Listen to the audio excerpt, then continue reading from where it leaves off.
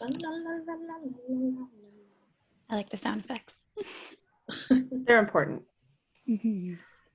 Hi, Michelle. Good morning. Hi, Liliana. Thanks for joining us. Hi. So we are just starting to let people in, so thanks for being here. If you jump in the chat while we're waiting, you can go ahead and register today for your CE credits. Well, you're just signing in. Sorry, signing in. I apologize. Thank you. I apologize. Jumping ahead of myself today.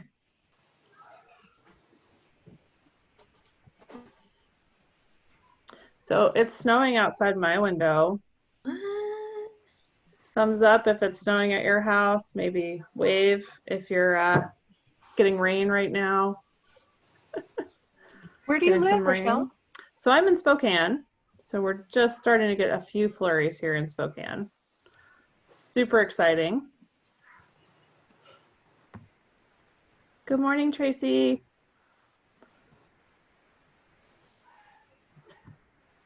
Does everybody have coffee still? Or have we moved on? I love seeing everybody's mugs. What's everybody drinking out of? This is all I have.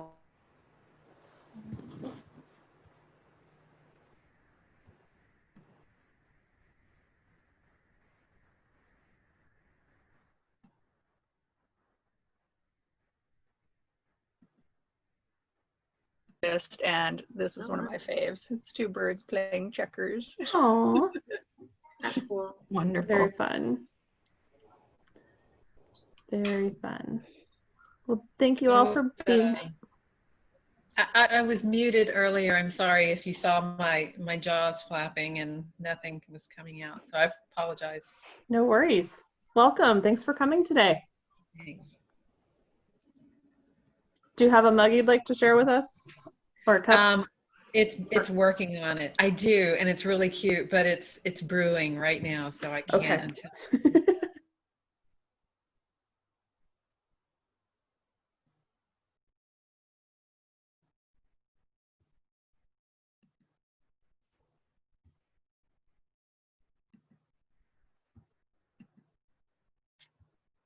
Okay. Yeah. So. Excellent. Well, welcome. Thanks for being here. Thanks. Hi, Sarah. Good morning.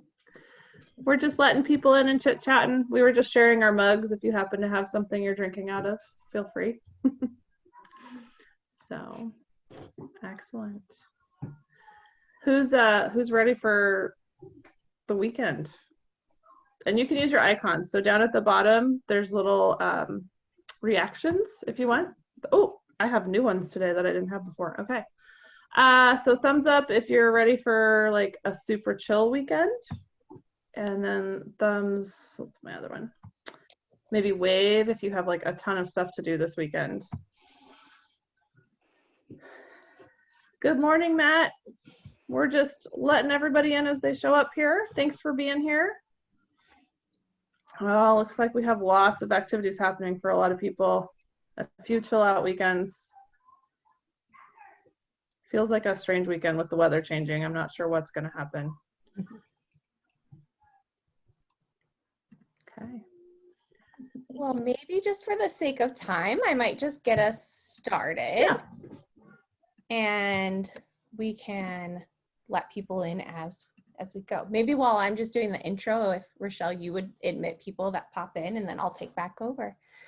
Well, hi everyone, welcome. We're so excited to have you here at our Building a Better Us series with Amft. On behalf of the Amft Networking Task Force, we want to welcome you to our third installment of the series Building a Better Us, Community Conversations for Systemic Thinkers. These networking events were designed to share, learn, and connect over conversations on challenging topics across Washington State, providing opportunities for inspiration, support, continued education, and connections with Washington MFT community. I also want to let everyone know about our upcoming Amft member community cafe It's going to be called Finding Balance in the Midst of Elections. And the free member event offered through AAMFT, that's free to all AAMFT members, their annual conference. Yeah. With that said, I want to introduce our networking task force, Rochelle and Astrid. And Rochelle will be reviewing what to expect for event etiquette like today, and Astrid will be leading today's panel discussion. So thank you again, everyone, and please don't forget to sign in, check the chat for that. Oh, and I did the wrong thing again in the chat, so I'll get better at posting the correct thing. All right, thanks everyone. Thanks, Billy. Just want to again welcome everybody. Thank you for being here. I know we're all getting really good at Zoom, but just a couple reminders. You can change the view so that you're not looking at everybody at once, which really helps during the discussion to just kind of keep track of who's speaking, is to go ahead and put the speaker view on. In the chat, we often have a lot of recommendations for books and things, and you actually can save that chat log for yourself so that you can find those recommendations without scribbling off to the side. So just keep in mind you can do that at the end. If you have any questions, feel free to email wamft@wamft.org, and we will be happy to address those questions if they weren't addressed during our panel today. We do have the limited time frame of trying to be done by 12:30, so we want to make sure that we ask you to submit all the questions to the chat box. You can do that directly to me or to the whole group if you'd like. What I try to do on the backside is kind of put those questions, if there's a lot of the same question coming in, to put to the panelists, or I will call people out at the end and say, hey, would you mind addressing this with the panel? And so that kind of happens towards the end. If you have questions that come up during the panel discussion, feel free to chat with me directly and we can work on that. We do keep everyone on mute in the beginning, just so that there's not just a lot of noise going on in the background, because dogs, kids, life happens behind us, right, while we're on Zoom. So that is intentional, but we do want to hear from you. So please use that chat feature. We do want these community conversations to be an opportunity to connect, learn, share, and just be part of this community and build this community. So once again, thank you so much for joining us today. Any questions, let us know. Don't forget to sign in. Billy keeps posting that in the chat box. Just go click on it, make sure you're signed in. And with that, I'm gonna hand it over to Astrid to kick off our next community conversation. All right, so welcome everyone to today's community conversation, Private Practice, Finding Your Amplitude. So through today's conversation, we hope to inspire you in finding your unique place in private practice, survive the learning curve of developing your private practice, and how to spend time seeing the clients that you would like to work with. So this event will be a panel discussion about building your best private practice from the beginning or even after being in practice for like some years. We have assembled today's panelists to help us all with learn, share, and connect in meaningful ways as systemic thinkers. We would like to thank Kate Reeves, Dante Mitchell Hunter, Michelle Sullivan, and Charity Laughlin, for participating as our panelists today. So our format today will begin with each of our panelists answering prepared questions, followed by an open question and answer session with questions submitted in the chat by you, our attendees. So before we get into the questions, we would like to welcome the panelists and let each of them briefly introduce themselves, give a brief snapshot of their practice and how they got to where they're at. So to start us off, we will start with Charity. Well, thank you so much. Good morning, everybody. It's so lovely to see everybody's faces here. I am working in a private group practice in Bellevue, Washington. I work primarily with couples and some adult individuals as well. And a lot of my work focuses, in addition to just the typical couple issues that come in the door, communication, I do a lot of work around sexuality, identity, healing when there's been a relationship rupture around some aspect of sexuality in relationships. And Just quickly, how I got here. I started my MFT or my CFT journey knowing that I did want to work with couples and that I wanted to specialize in sexuality. And so as I was looking for, you know, a practice domain that would allow me to get that experience and, you know, further my own knowledge and skills in that area, this private practice really seemed to make a lot more sense for me than community mental health, although I had a wonderful experience in community mental health during my internship and I'm forever grateful for that experience. And it was hard, aspects of it was hard to let that go as well. But it seemed like private practice, and for me, group practice was maybe going to best support my long range goals. So that's what got me here. And yeah, thank you. Awesome, thanks. Kate? Hi there. So Kate Reeves, and I'm in private practice completely solo. I have a suite, which due to pandemic conditions, I'm mostly at home, but it is not a group when I am at my office. And I see also primarily individuals and couples. I've discovered over the last 7 months, scheduling couples is sometimes harder because of the way that things are shaking out. Finding private space for them is really difficult. And so it's shifted a little bit to be more individuals. My specialization is around anxiety disorders and specifically OCD. And so the significant portion of my clients come in either suspecting or already having an OCD diagnosis. I'm all out of network for insurance purposes. I love the sort of freedom that gives me actually in terms of making sliding scale more available to people when it's necessary. And it's something that I wish our healthcare system were different, but within the construct that we have, that's what works best for me and for the clients that find me. I think that's about it for right now. We'll get to more later. Yeah, sounds good. Thanks. Dante. Hi everyone, my name is Dante Mitchell Hunter. Just a quick side note, you will hear a very large dog in the background, so just know that. So yes, I am a licensed marriage and family therapist. I am the owner of Soirees and Therapy, an online private practice where I specialize in helping Black women on their discovery, their self journey and their self-acceptance. And I see individual and couples with private pay. And I'm launching my podcast this winter. And I'm also a double AMFT approved supervisor candidate. So I'm, doing my hours and training. And how I got here, the short version is, oh my gosh, I'm so sorry. The short version of that is I was in community mental health, and I just over time became more and more stressed with work. And so I was like, there has to be a better way to live this life without giving up therapy completely.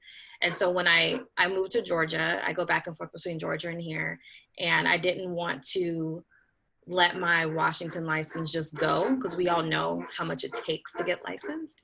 And I also was like, I need extra cash. So like, is there a way to do private practice online in 2 states? And so I figured it out, and that's what I've been doing. Awesome, thank you. And Michelle. Hello.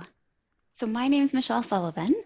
And kind of similar to Dante, I could tell a very long story of how I got to private practice, but as a way of summarizing, basically I started out in 2003, and then in 2013, I decided that I wanted to transition to part-time private practice. And then I transitioned to full-time private practice in 2017. So I'm kind of newer as it relates to private practice. So I prefer to do in-person sessions, but of course with the pandemic that looks a little bit different. And I also am in network with several different insurance companies.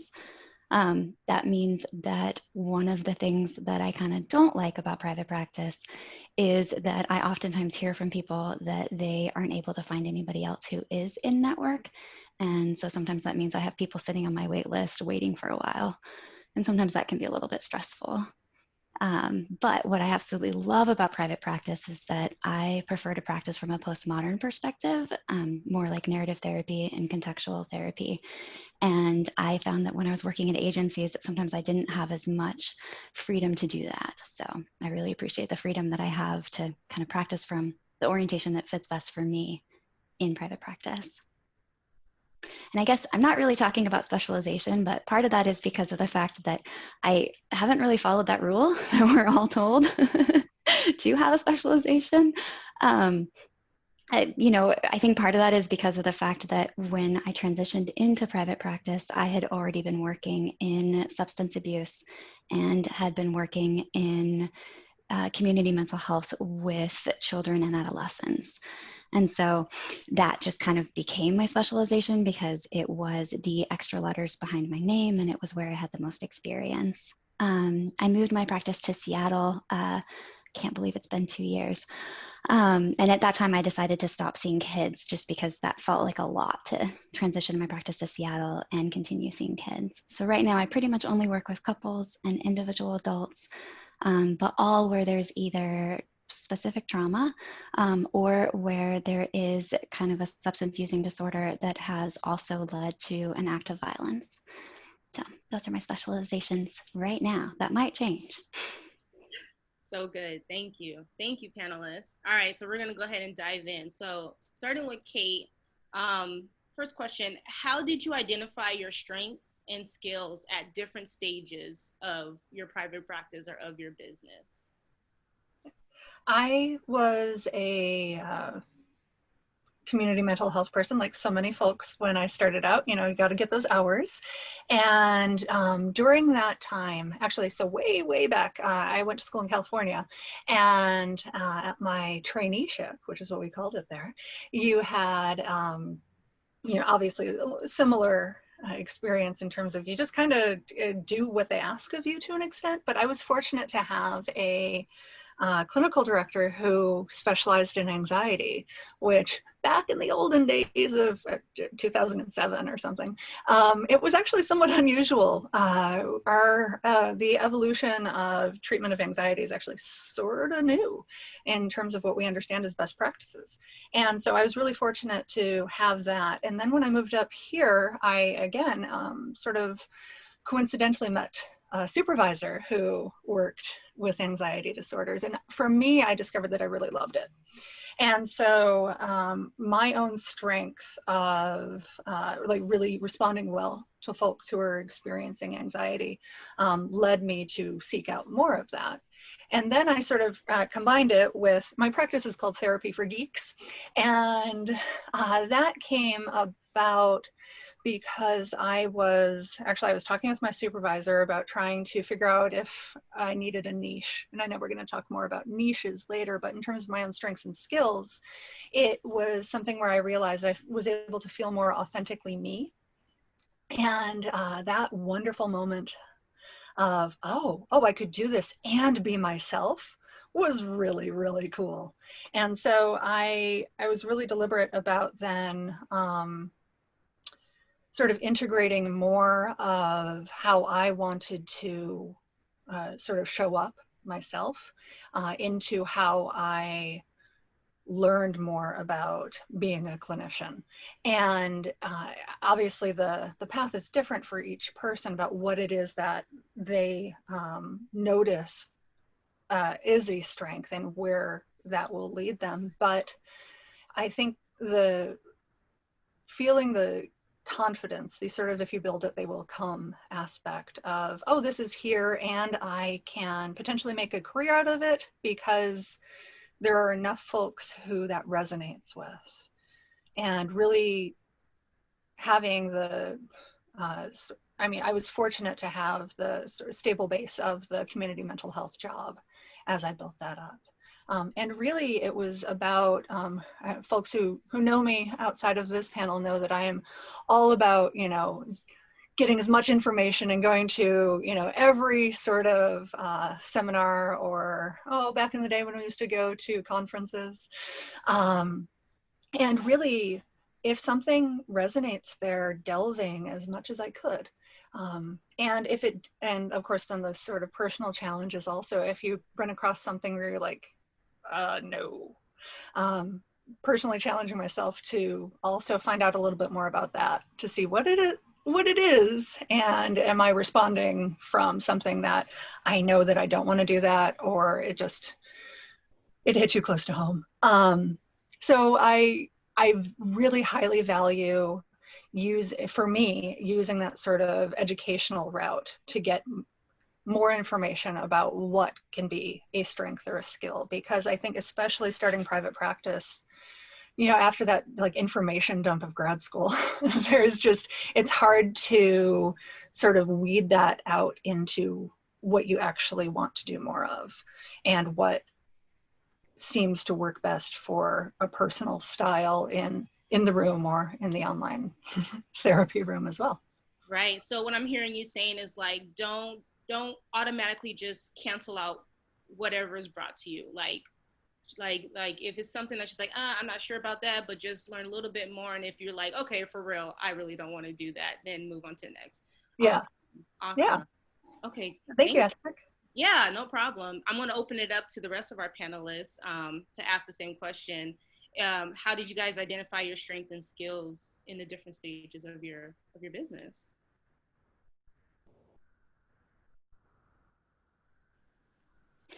I think mine's a little bit less intellectual than Kate's.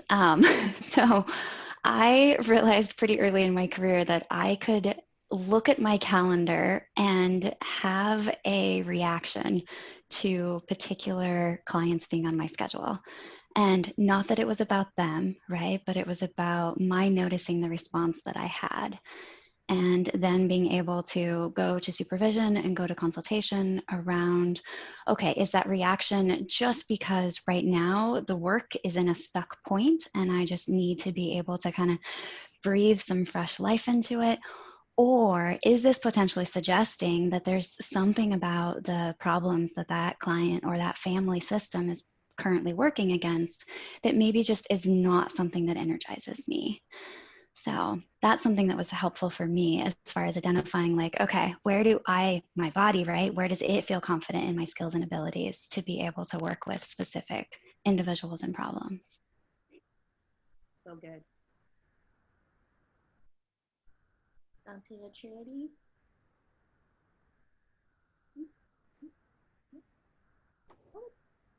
Charity, do you want to ask me? Were you asking me? Yeah, I was just wondering if you or Dante wanted to add about your guys' strengths before we move on to the next question. I'm so sorry. I just didn't hear my name. That's okay. Sorry. You know,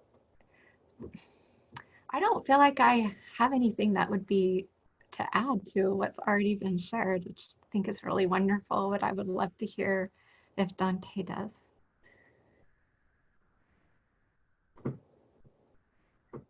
You say you wanted to hear from me? Oh, okay. Well, I felt like I didn't want to say anything because I'm going to talk more about that with my question. Okay.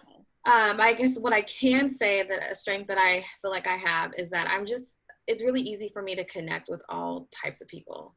I mean, truly. And I think that's a special skill that I have, especially working in community mental health, higher ed, and now private practice, and like military families. And so just being able to connect with people from all walks of life is important, because when our clients come to us, they are assessing us immediately. They're like, are they judging me? What do they think? My hair looks like this, I'm dressed like this, you know, maybe I smell like this or whatever. And just being able to show up and be like, I accept you, I see you, hello, my name is Dante, take a seat, or whatever it is. I think that's a strength that I have. Awesome. Yeah. So speaking of the next question, I'll start it with you, Dante. So when talking about a niche, how do you find the balance between being all things for all people / clients and being specialized?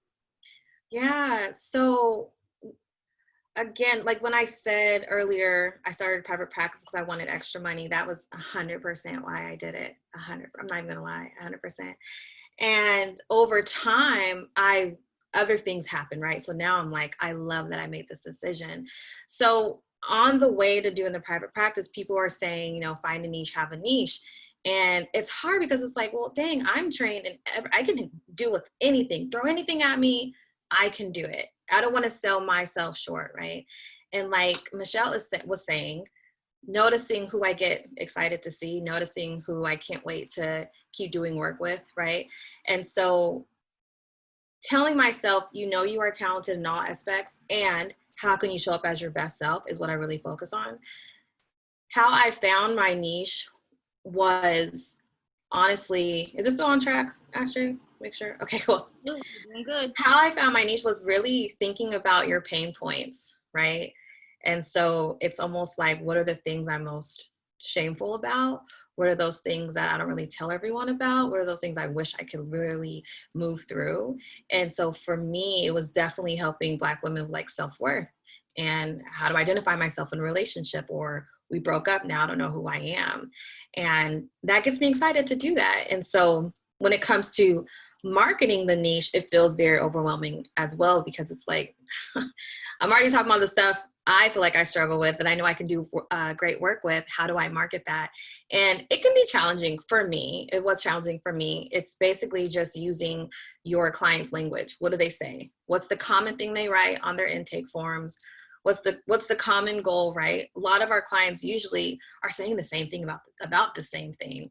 And so being able to really identify what that is.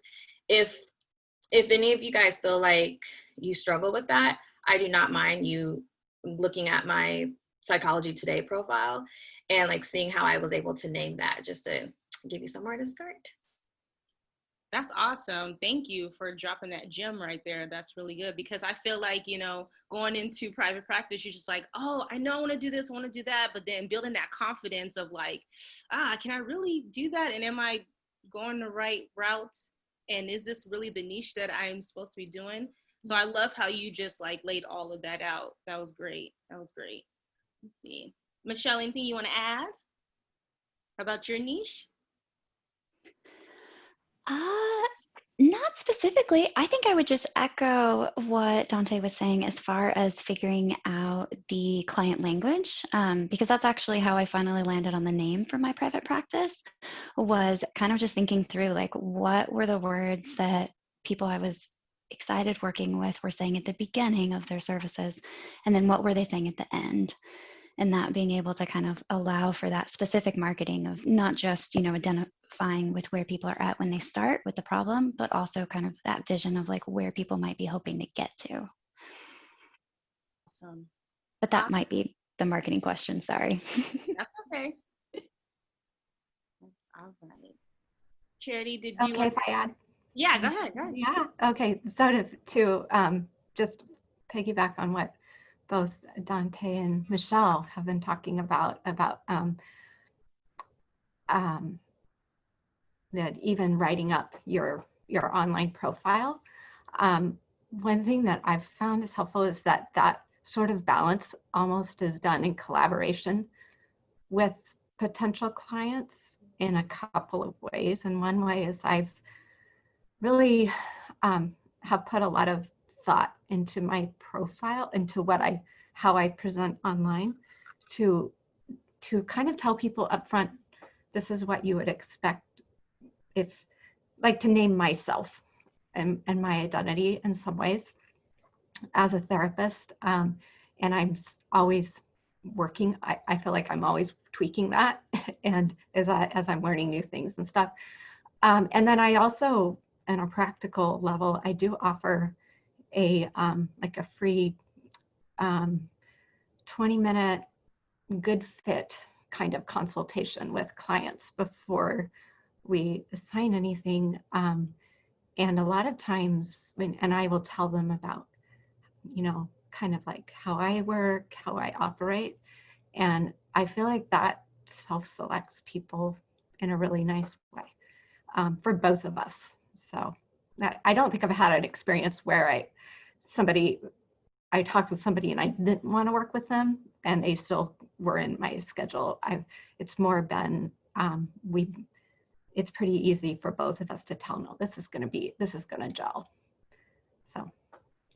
Awesome. So good. Yeah, I've heard people who have done like 15, 20, sometimes 30-minute like free consultation thing just to like filter out and see if that connection or if it's a good fit or not. I love that idea. Kate, want to hear your voice in this. What about you and your niche? Yeah, I love how all of these questions do end up being sort of interwoven together as well, because it's funny, by calling my practice Therapy for Geeks, I have actually occasionally had people say, I don't really identify as a geek. Like, can you still help me? Like, no, yes, absolutely. It's okay. There is no like nerd qualifying exam to come into a session. But the idea there that, yeah, being all things to all people is obviously also not possible, and it's heartbreaking. We're all helpers. We want to say yes, but recognizing, like for me, of all of the like categories, I've realized I don't work well with adolescent female identifying folk for some reason. I don't know what it is, but it's just not been successful. And so I would be doing a disservice to them if I said, yeah, come on in. So I want to make sure that I'm going to be the right fit out of the gate. And that doesn't mean that on my profile I say no, but I do try and emphasize where I have had success before. And I love Dante's idea about like, yeah, make sure your Psychology Today profile looks how you want it to look. Like that's so helpful. I feel like it really does provide a shortcut or a window for people to know what they might be getting into. It's important to personalize it like that. Yeah, absolutely. And you know what? That merges perfectly into like this next question. And Kate, I'm going to actually start with you. So what are the key things to consider when developing your private practice and marketing strategies? So like websites, scheduling, business cards, all that fun stuff. Yeah. So the biggest thing for me was, and again, this is so intellectual and precise, but I noticed on Psychology Today, Good Therapy, even the like search engine preview, like they stop at a certain character count. And so I made sure that whatever would show up on that first page was something that I wanted a client to read first. And also to potentially not stop in the middle of like a weird word or sentence fragment, right? And so I literally did the whole like figuring out which phrasing I wanted there, just because, especially if you're looking to fill your practice, you want to be putting out something that is compelling and authentic to you.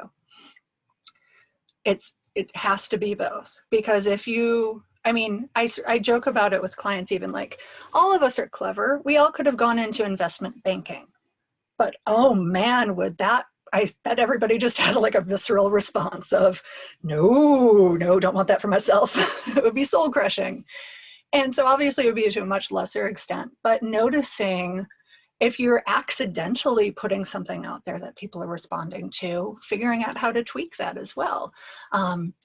So it's both about a sort of coherent message, but being willing, like Charity said, to modify as you go, change it up however often you need to when you realize something about yourself or about how it's being responded to. And obviously a lot of our marketing now looks totally different. We can't do the same sort of interactive opportunities that we used to have. And so I think it's always a balance as well of the like networking groups and meeting other professionals so that you know what they're like and they know what you're like as a referral source.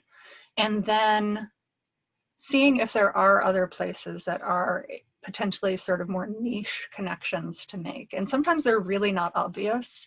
There's another clinician out there who I remember, she chose to join Rotary because it was a fantastic resource for sort of getting her name out there among the sort of second career, like she had done another career first. Like it made sense that she would be the sort of person that resonated with business people. And, you know, it's a joke, but I'm completely serious that if you have the opportunity to get to know like contractors and home remodelers, because I don't know if, I would love to see a show of hands of who's had clients come in and they are in the middle or considering a home remodel while their primary relationship is also stressed. Like, yes, thank you, Dante. Thank you, Charity Asterisk. Yes. I think I swear, like it should be a requirement. If you're gonna, you know, tear the kitchen out of your house, you're gonna have some family system upset.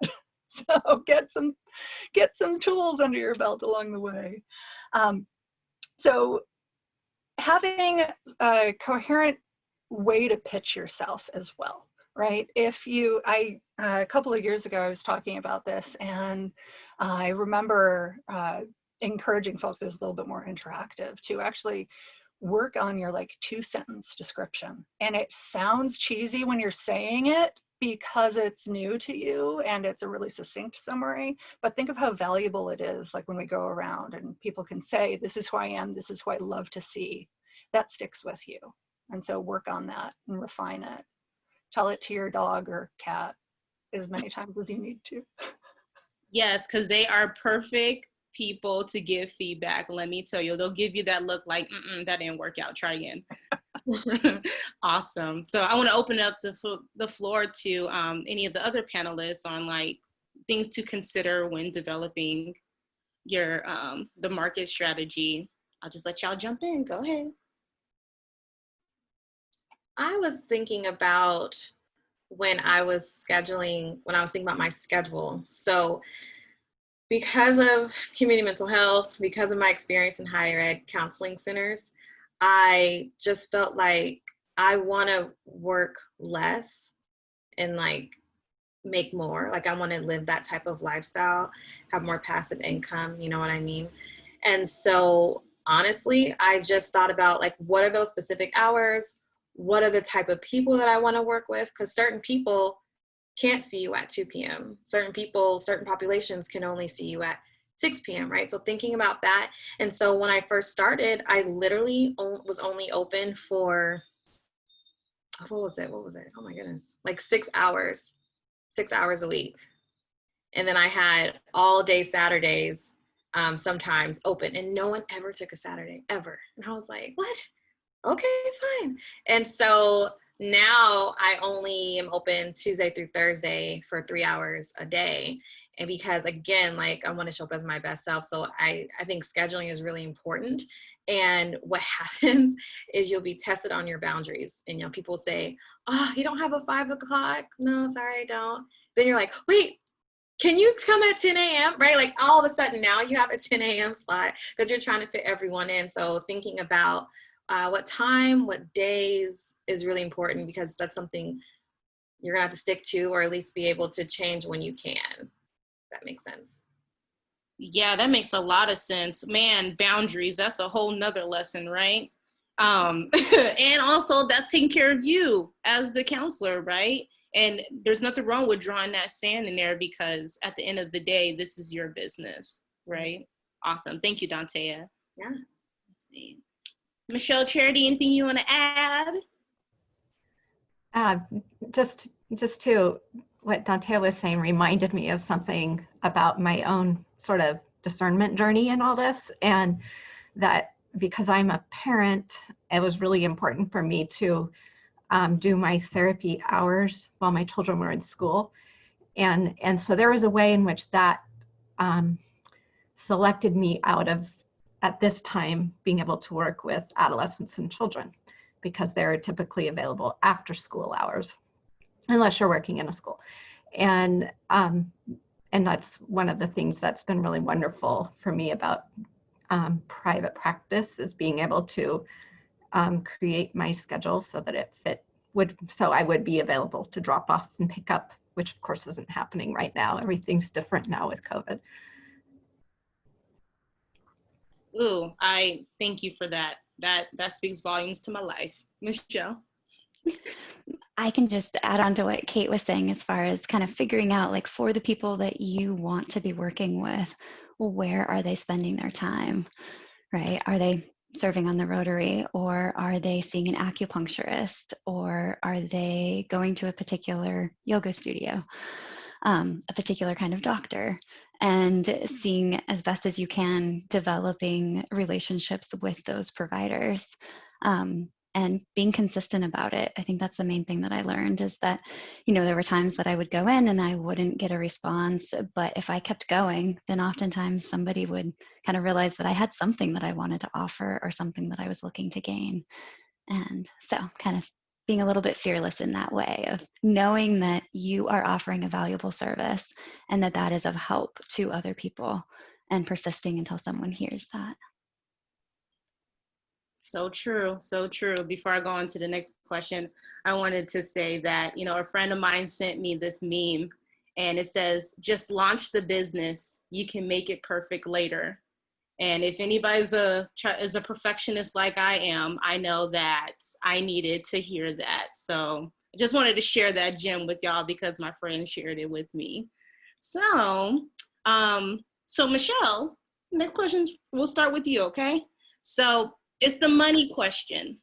So what should we be considering throughout the stages of private practice when it comes to money? So like fee structure, taxes, self-benefits, business banking, cancellation policy. I know that was kind of like a lot of examples, but what should we be considering throughout these stages with money?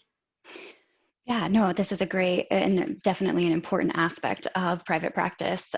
It was one of the things that I didn't anticipate enjoying as much as I really do. I didn't realize that I had such a love for numbers and making them look all pretty. So my first thing around this would be to work backwards. And what I mean by that is not necessarily setting your fee based on where you think it should be, but if you want a certain income, then figure out from there. You've got your gross income. And so if you want that annually, how many clients would you need to see a week, at what rate, in order to be able to make that gross income?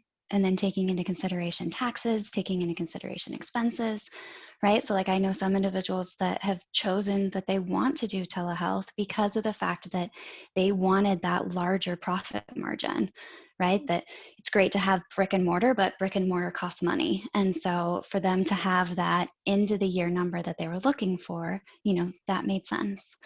So I know that's kind of a weird way to do the math, but I would really recommend that, especially if one of the reasons for doing private practice is having a little bit more control over how hard someone is working, or, you know, being able to manage maybe an illness that's come up or change in family needs, right? I think those are a lot of those reasons that people are considering a shift into private practice. And also it happens while one is in private practice. And so being able to look back at those numbers maybe once a quarter, once a year, and kind of reevaluate, are they where you want them to be? Sorry. And then being able to look at what changes would need to happen in order for those numbers to be different. So that's the first bit. And as it relates to taxes, I was going to drop into the chat a link for an accounting firm, and I'm not necessarily recommending the accounting firm specifically, but Too Long Didn't Read is the name of the business, which I think is awesome. And I spoke with Tony before today, kind of getting her permission to be able to kind of broadly distribute this. And part of that is because one of the things that I learned that I wish I had done differently was I started under a sole proprietor business license. And then later on, I transitioned to a PLLC. And I so wish I had started with a PLLC because it is a pain to change. So She's got this great guide on her website because it can seem scary, right? How many of us actually interact with the Secretary of State office on a regular basis? But she does this great job of walking you through, like, these are all the steps. This is the number that you're going to get. This is what you do with that number. So I highly recommend her guides on her website. And so then that's kind of opening up your business structure. And I'm not saying everybody should do a PLLC, right? Because it makes sense for some people to do a corporation. I'm just saying that I wish I had known that advice to think more about my business structure before I started. So being able to do that and then open up your business accounts, because you'll need some of that information for your business accounts. Yeah. Sorry, Dante just came up on my screen, so I wasn't sure if she was trying to say something or if it just... Oh, no, I'm not saying, I'm saying, yep. Okay. Cool. Didn't want to talk over you if you were interjecting. And the other thing is that I've been surprised as a small business owner how many benefits are available. So specifically as it relates to retirement savings, that not only can a business with an employee of one set up a solo 401k to be able to do that kind of investment, but also there's a thing called profit sharing, where basically as an employer, I can set aside money for my employees' retirement. And that allows for people to extend beyond the cap that is traditionally present, right? Because if you're working for a company, they might do a 3% match. And I thought by going to private practice, I was walking away from that possibility of a 3% match. And I mean, it's true. It comes out of my money and not the company's money. But it does still mean that if saving for retirement is something that's important to you and you can afford it, there are great options if you check with a financial advisor around that. Which also leads me to the fact that when I was starting out, I experienced a lot of migraines. And so for me, it was really important to have a separate account that I stashed pay into. So I set aside 4 weeks of my pay, including expenses, into an account and make sure it's kind of recharged each year. So that way I don't have the stress over not feeling well and feeling like I have to see clients in order to be able to get paid.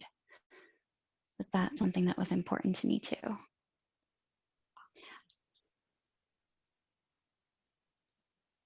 Awesome.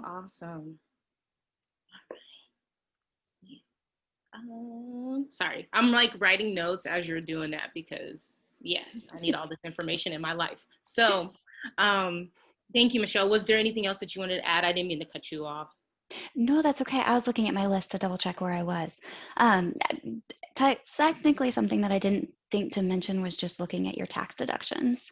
The fact that there are a lot of deductions in owning your own business. And so I think it's great to look into that and see what tracking needs to be done so that way you can actually apply for those. Well, not apply, but take those deductions is a better language around that.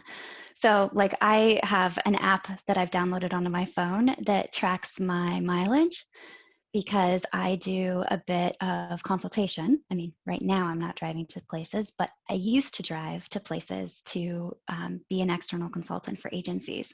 And so that would mean that oftentimes I was driving, and all of that is tax deductible. Your toll when you're crossing the bridge, all that kind of stuff. Awesome. Are you able to share the name of that app? Sure, I use QuickBooks. Okay, QuickBooks, boom. Thank you. All right, open it up to our other panelists. Anything you guys would like to add when it comes to like the money part that has helped, as you're just like, oh, didn't think about that, or anything about when it comes to fee structuring? Charge more. We undervalue our services, and that causes other people to undervalue therapy and other therapists to then undervalue their services as well. Charge more. You can always choose a sliding scale, but you can't slide the other direction. Thank you for that. Yeah, I agree so much with you, Kate, because I mean, there's that, right? As therapists, we undercharge, we undersell ourselves.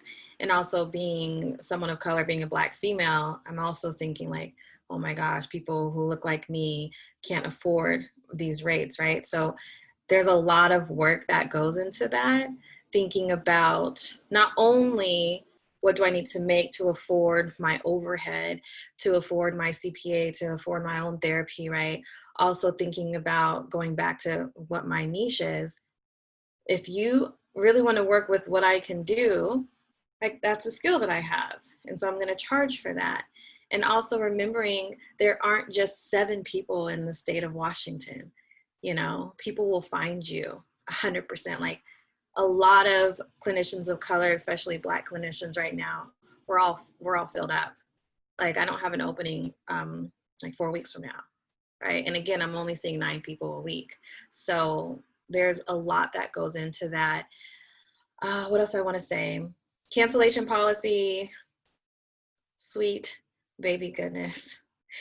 Get very clear on what that is. People will try to challenge you, and because we're so tender, at least I am, you know, I hate to charge someone for a session that they didn't tell me they weren't going to come to. I hate that. I hate it.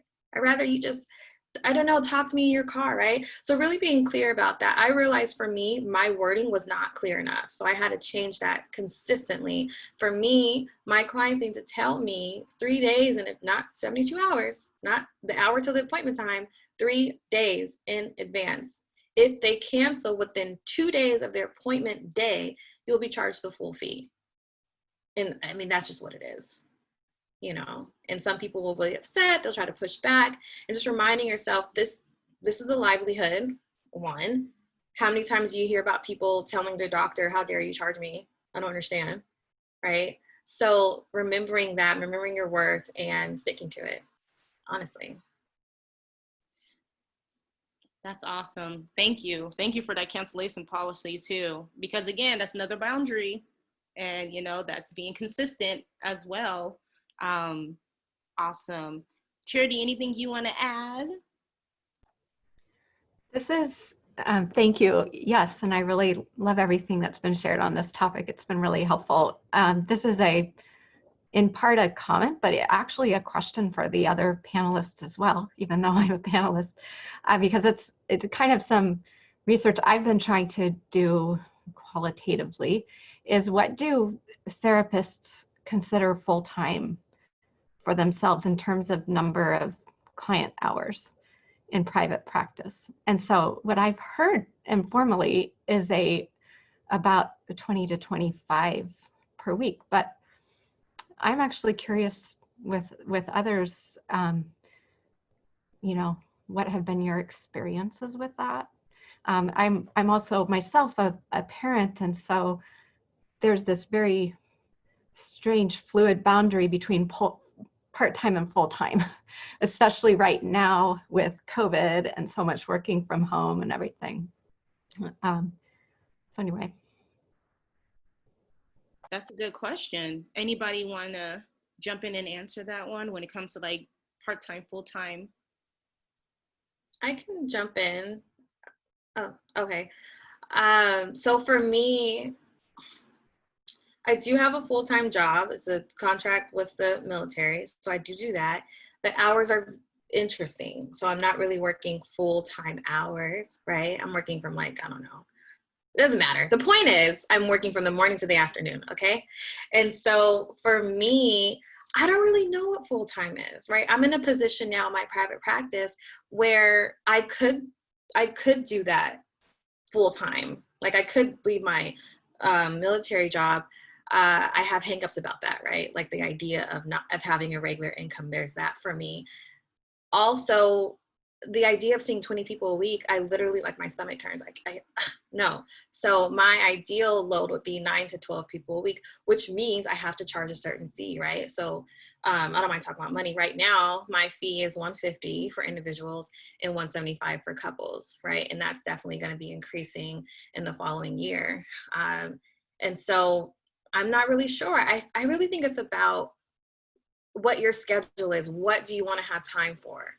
I will not be doing therapy for the rest of my life. I can't even imagine that. I like to be doing multiple things, right? I'm really creative. So with the podcast, with being a supervisor, having hours for that, having time to create online courses, do you know what I mean? So I don't think it's more about full-time means 20 to 25 full-time means what is your threshold and how to make that work for you. Thank you. Yeah, I happen to teach over at Antioch, Seattle. Hey, Michelle. And right now I'm teaching 2 classes this quarter. So that plus I'm also AMFT approved supervisor candidate. So I have some supervisees. And so I've realized that I feel too full if I'm working those like 8-hour days, 5 days a week. So I desperately try and keep one day. And speaking of boundaries, I accidentally sometimes agree because people are in crisis to see a couple folks on that day off. I'm a terrible role model right now, but I've declared myself completely full and I'm not taking on new folks through the end of the year. And I think part of the challenge is, especially when we have those like sort of random holidays that pop up, especially if you're a parent, you are then not available that day. But then it used to be that like sometimes people would be like, oh, cool, my kid's in school, I have extra time that day. So knowing that balance for yourself and figuring out like, okay, if I usually see folks these days, if there's a smack dab in the middle of that a holiday, am I shifting them? Are they getting delayed a week? Because then I don't have income that day. Making sure that you've set it up so that you're not artificially deflating your income, but you're also not draining yourself. Especially, I think, I feel like between Veterans Day through New Year's, there's something all the time. So you gotta plan ahead for that.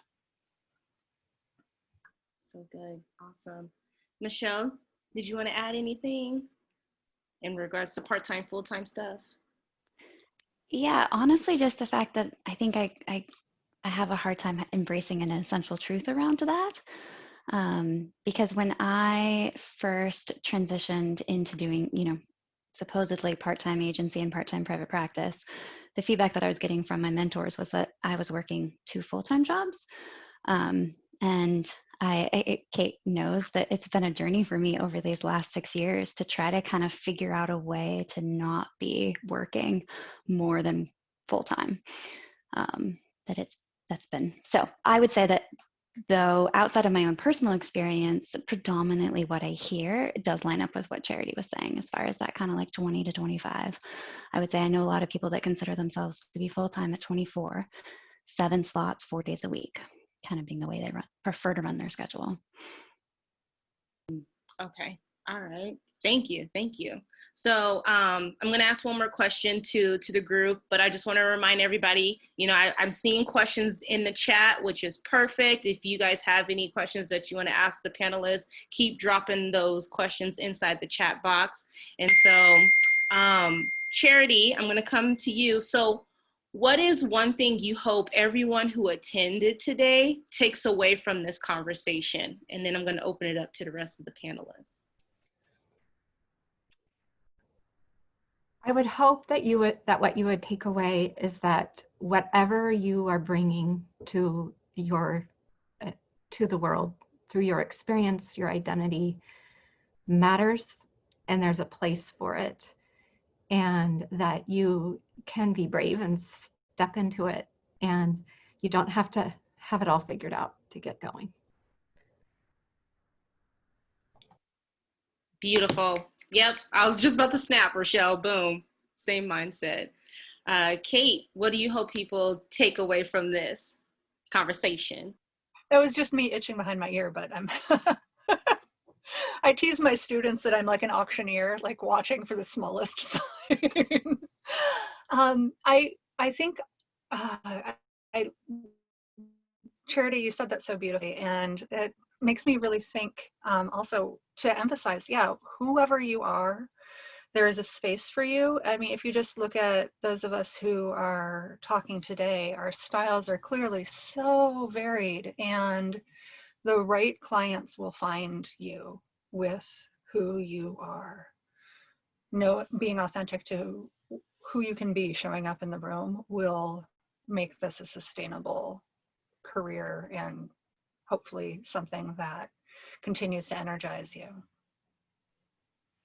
Beautiful, beautiful. Michelle? I would say my one thing would be that there are no stupid questions. At least I know for me in my grad program, we only had one class around private practice. And I think, and I elected not to take it. So for those who took other classes, right, like people potentially have no educational basis for being a business owner, for managing finances, all of those types of things. And so I just really encourage the fact that, you know, as this panel shows, right, there are people who are more than willing to share the information they have. And so if you get stuck on something, please don't feel like you have to figure it out on your own. There are people that are, myself included, right? I'll volunteer myself as that. I'm more than willing to answer any questions. I may not know the answer, but I can always help you find it too, because sometimes that can be part of it, right? Is like, I know at least where the information was 2 years ago when I tried to figure out that question. Awesome. And Dante, what do you hope everyone takes away from this conversation? Let me think. I hope that everyone takes away, just do what feels right for you. You know, you don't have to try to make yourself into something that you feel like you're not wanting to offer.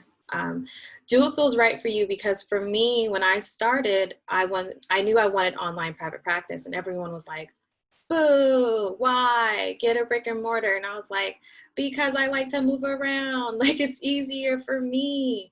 And there was nothing out there, and I had to really get creative on how to find resources. So, and look at me now. Like, of course, COVID is awful. However, more people are doing online. And so do what works best for you. I mean, I cannot stress that enough. I agree. Well, thank you, panelists, for all of that wisdom and gems and like all that information that you gave us. I'm going to kick it over to Rochelle so that we can start the Q&A portion for today. And again, if y'all have questions, keep dropping them into the chat box. Go ahead, take it away, Rochelle. Thank you so much, Astrid. Again, if you weren't quite here at the beginning, just thank you for being here today. Thank you to our panelists. If you haven't had a chance to sign in, Billy will drop the sign in on the chat one more time for us here, just to give everybody that opportunity. Wanted to go back with a question that kind of came up on the backside a couple times. I know we heard about Therapy for Geeks from Kate, but the question came up, what is everybody else's practice name? We've been talking a little bit about how to name your practice. So wanted to just ask everybody to restate or state for the first time, what did you end up naming your practice? And why don't I just start with Charity? Perfect. My answer is easy because I didn't name my practice. I came into an already established group practice that has a pretty generic name, Pacific Behavioral Healthcare. So I've thought before about if I went fully into solo private practice, what I would do, what name I would use, and that's a fun thought for a later date, I think. Okay. And Michelle? Chaos Retold. If I heard that, I'm sorry, was that Chaos Retold? Mm-hmm. Okay. Yeah, so the retelling is a narrative therapist. Excellent. And Dantea? I named my private practice Soirees and Therapy. Okay. Excellent. Well, thank you for that. The second question I got a couple people saying and asking was, how frequently do you guys refresh your profiles and your business plans? How often are you revisiting those? So like my Psychology Today profile, I have it on multiple sites. For me, I think I just refresh it when I feel like it doesn't fit me anymore. Or if there are certain things that I feel like I don't want to make sure I say. And like if I were to have something around trauma, and I get a lot of people who are looking for trauma therapy, I would take that off because I can do that. It's just not my specialty. So if you continue to shift as we do, that's when I would go back and make adjustments. And the business plan, you said, I have a CPA because I just can't. I cannot. I would leave the business altogether if I didn't have a CPA. So I don't know what they do. They adjust on their end. And just if panelists, if any of you want to jump in, feel free at any time. I feel like for me, about once a year is a good amount of time. Although, like Dante has said, you know, more often if you feel like you're evolving a little bit more quickly than that. But at least I like to think every year, I'm just going to look at this and see, wow, you can kind of see how you've grown too in a year. Sure. Yeah. Does this still fit? Love it. Okay. Yeah. Michelle, did you want to add? I could, as it relates to the fact that I don't know if this is still true, but when I was starting out, Psychology Today had this funky thing in their algorithm where if I modified my profile, it would bump me up to be near the top of the list versus if I wasn't modifying it. So starting out, I used to modify mine every week, so that way I was at the top of the list. But I don't know if that's still true. Now I only modify mine to communicate if I am going through my wait list or if I'm have gone through it and I'm full. Yeah, and then business plan wise, I do 2 reviews every year. I think because I worked in school districts for so long, I have this funky concept that the year starts in September. And so I always review my business plan then. And then I also review it as a part of kind of like more tax budgeting stuff, somewhere between January and March. Excellent. Thank you. Okay, at this time, I'm actually going to ask Denisha to jump in here and unmute herself. She had some great questions. Go for it. Hi, everybody. So my first question was, how do you determine how much you pay yourself? Like if you charge $150 an hour, how much of that do you pay yourself versus how much goes back into your business to keep your business going?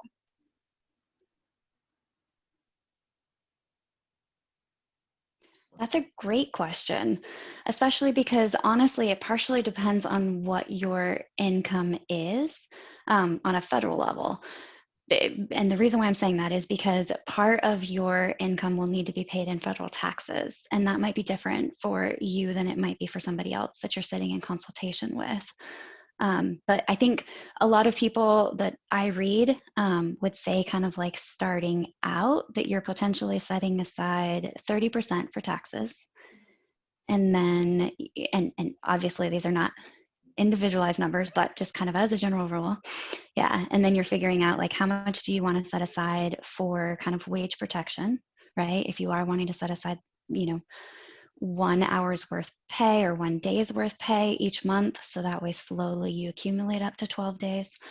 And then paying yourself out potentially only 25% of your income, depending on how much your expenses are. But some people's expenses can be anywhere from 30 to 50% of that 150. Would you say that you pay taxes quarterly or annually with your PLLC? So I am still on an annual schedule, which is really weird because most therapists that I know pay quarterly for their state taxes. And then depending on what city you're in, you might also be responsible for city taxes. And also I've heard some people are on quarterly for their city taxes. I, in the city of Seattle, am on annual for that.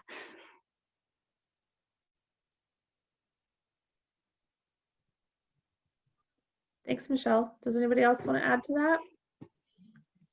So for me, I am fortunate. I'm married and I teach, and so my taxes have always sort of ended up being a joint affair. I just started having to pay quarterly taxes because I wasn't withholding enough, and they sort of punish you by making you for at least a year and give them a little extra along the way. But I think the biggest piece here is getting some consultation so you know what to look out for or start to learn what you don't know. You don't need to find the answer in that consultation, but know that you need to be on the lookout for it, right? And that's because a zillion years ago at the Amft Mentor Day, there was actually a really cool document that was like how to get your NPI, how to get your EIN, and all of this stuff that starting out as the what? Because again, no class in how to do it. And so making sure that you at least find the bare bones to be looking out for and deciding whether and where your business is going to be located might affect some of that.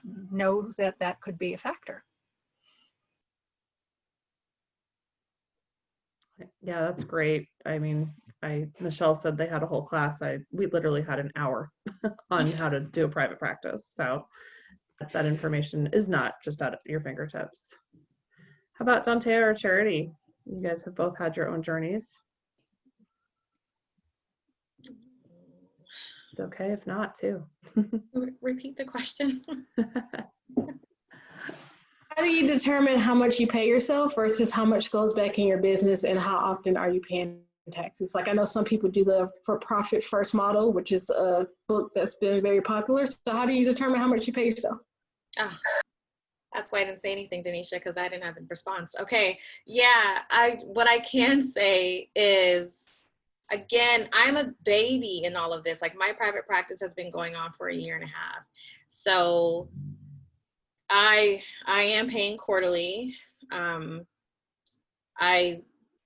think my expenses, I think right now my expenses are about 49–50%.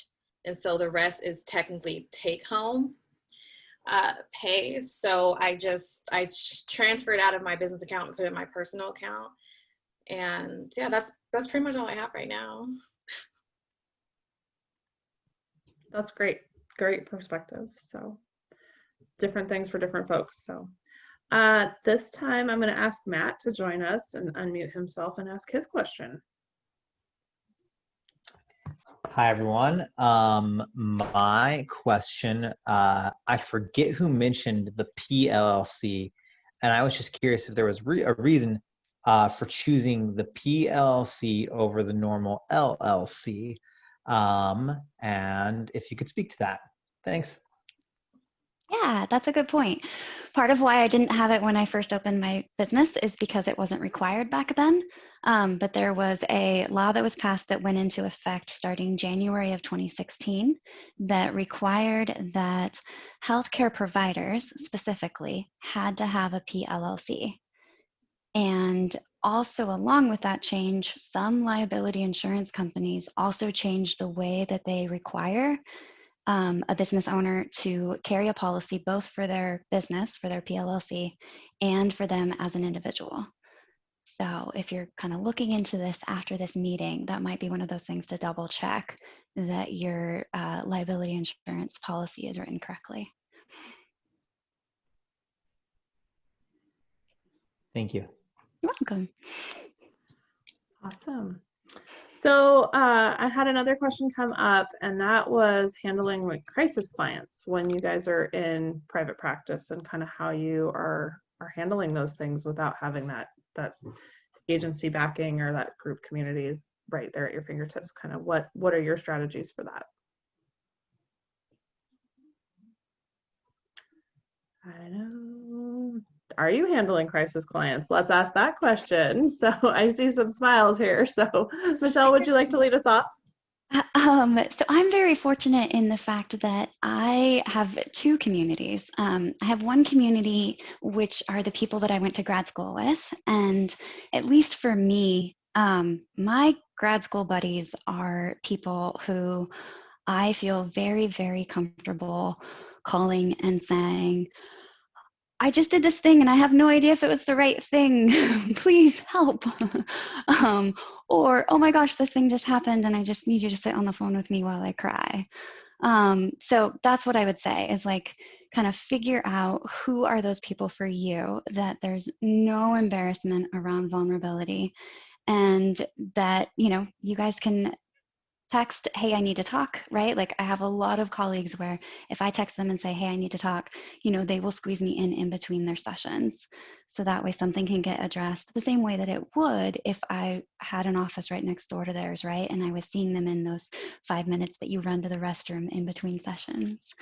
And then I'm also a part of the Narrative International community. And so I attend regular consultation because I find that helps too. Keeps me from feeling like I'm doing things in isolation. So yeah, so I handle crises because I have the support of amazing community.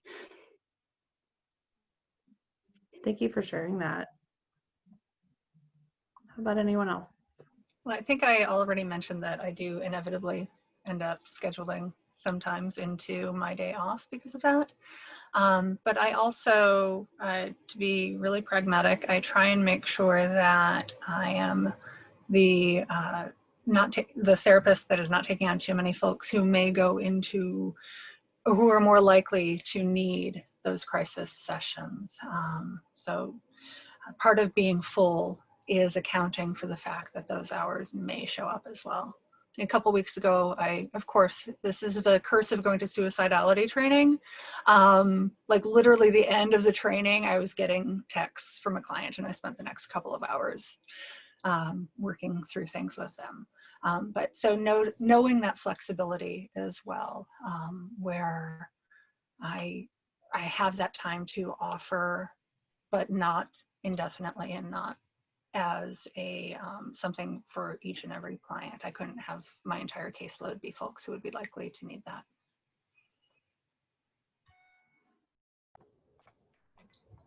I can add something. Oh, go ahead. No. Oh, Dante, you go ahead. I'll talk after you. Okay. I was just gonna say, I think it depends on how you define a crisis. You know, is it someone that is in imminent risk? Is it someone, you know, my husband said that he wants a divorce? You know, like what is the crisis? So I make sure I'm understanding that first before I quickly respond. And also in my paperwork, and I say out loud to my clients, I want them to know that I am not an emergency therapist, right? I'm not the one you call at 2 a.m. expecting me to answer the phone. So we make sure if it gets there, we make sure we have a crisis plan. We make sure like who's the closest hospital, right? We do all that. And I tell my clients, you know, email me anytime. I will respond when I can. Like I just try to make that very clear that go to the hospital first. It's not going to be with me. Sometimes I have scheduled people outside of my office hours because, like I said, if I'm working with a couple and it's about one of the partners, I may do that. It's just not something I practice all the time because I have to be very careful about, boundaries. Everything's boundaries. The last thing I'll say, when I was speaking the last time, Michelle, I saw you raising your hand. I didn't know if that was for me or for the like for Asterisk or Rochelle. Like me, Michelle, or Michelle Finley? Oh, Michelle? that's right. No, Michelle Finley. Okay. Okay. All right.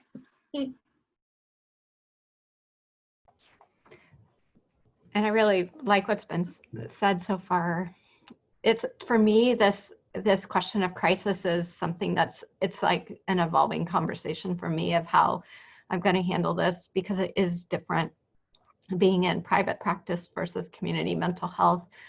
But when I've had clients that were suicidal, or there's been a CPS issue or something like that, well, let's talk about suicidality actually. You know, I've stabilized them in the session, and also let them know how they could contact me, but I don't give out my phone number. But the particular electronic health record system that I use has a secure messaging function that I will get their message. I also tell clients I don't necessarily check email when I'm not outside of my normal business hours, which are.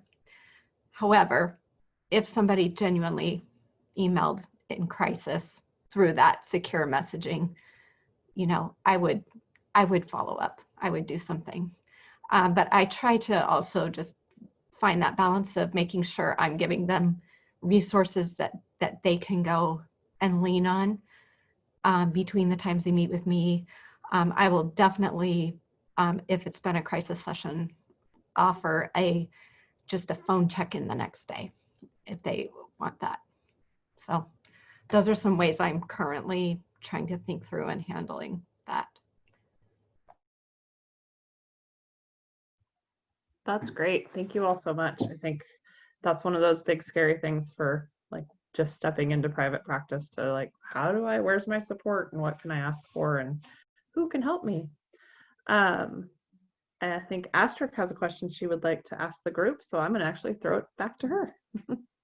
Yeah, so someone told me that beginning of January 1st of 2021, it says in the RCW that telemedicine providers, those who provide clinical services through telemedicine, must complete a telemedicine training. I was wondering to the panelists, have you heard of this? And if you have, is there any specific courses that you guys have done to be able to make sure that you're covered, or is this something new that you're just hearing now that I'm reading it? And I'll put into the chat the actual RCW number.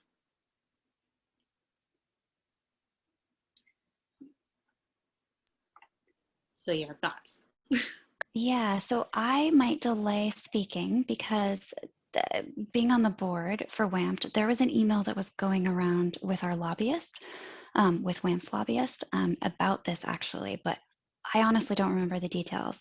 So I will take a second to go back and review that, and then I'll come back. I've heard about it from our job, and they actually just made us do a online training this week for it that was mandatory for us to continue. I just posted a link in the chat. I haven't attended it yet, but one of my colleagues did and said that this was actually a very good and useful training, which is always nice to hear because there's meets the requirement and then there's good and useful. And she said that this was. So I was actually a student when COVID hit, and there was a lot of fear around students doing telehealth.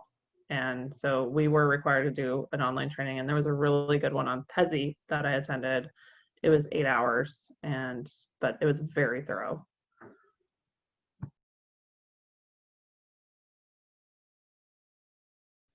Thank you. Great question. Thanks for bringing it up. Yeah, definitely. So I did my certification through Person-Centered Tech, which is a company that's out of Oregon, but they have reciprocity for Washington. So I really enjoyed them. I was thinking too that when Amft had their webinar in the spring, the counseling in the time of Corona, there was a resource list that was created coming out of that. That's on the website. So I will give a link for that in the chat. But yes, yeah, so this does seem like it is something that's happening. So kind of everybody preparing to meet that criteria by January 1st.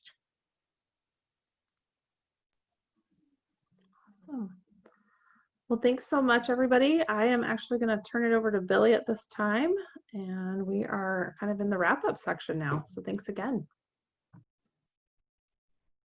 Well, I just want to thank everyone so much. Thank the panelists. Like, this was great. And I know we're just kind of scratching the surface on private practice. And as a networking task force, we're hoping to continue to offer this in the future. It was like some more discussion around private practice and maybe go in a little deeper to different areas.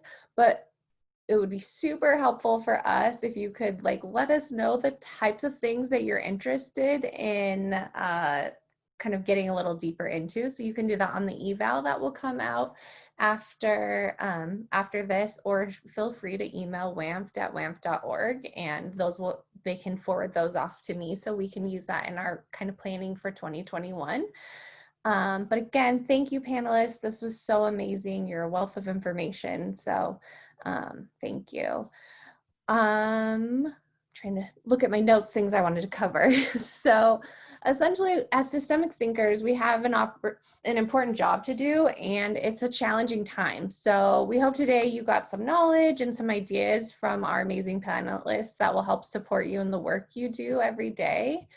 If we can all continue to challenge ourselves to grow, we can make a difference. So please, if you have any follow-up questions, like I mentioned, feel free to reach out to wamft@wamft.org.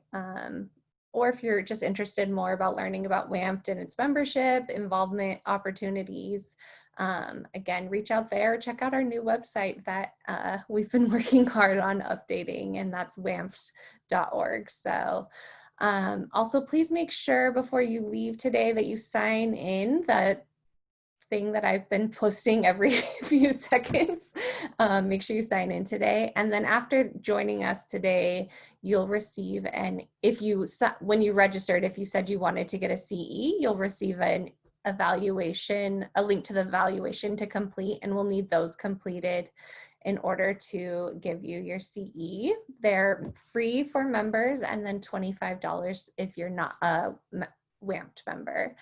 I also just want to tell you of a few upcoming events that I mentioned earlier, but give you a little more detail. So the AAMFT annual conference is hosted for free this year for all AAMFT members. So mark your calendars for that. We're also going to be hosting a community cafe to have more discussion about the election kind of season and just holding space for processing for that with Amft members. And then also we have fun membership appreciation week coming up in December. It's December 7th through the 11th. There's going to be lots of fun kind of options for activities that will be free to members, opportunities to win prizes. At the end, we'll do a kind of on the Friday, the 11th, there will be a bigger networking opportunity where we hope to share some more about Amft's story, play some games, again, prizes, just really show our members that we appreciate you, and learn a little bit more about some fundraising Amft is doing as well. So hope to see you at all those things. If you didn't get all those and you are curious about Amft events, again, check out the website. There's a news section right on the homepage that kind of shows the upcoming events. There's an events page. So, and then keep an eye on your emails. Thank you again, everyone, for coming, and have a nice weekend. Thank you, everybody. Yeah, thank you. This is great. Thank you. Bye. Bye. We'll be back in January for our next Building a Better Us. Thanks for coming. Thanks. Thank you. No problem. Thank you so much for arranging this. This is Yeah, thanks for coming and participating. lovely. Hi, Sharon. Thanks for joining us this morning. Thank you.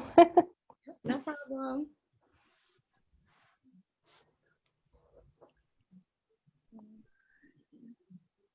This is my Liz. Let's see.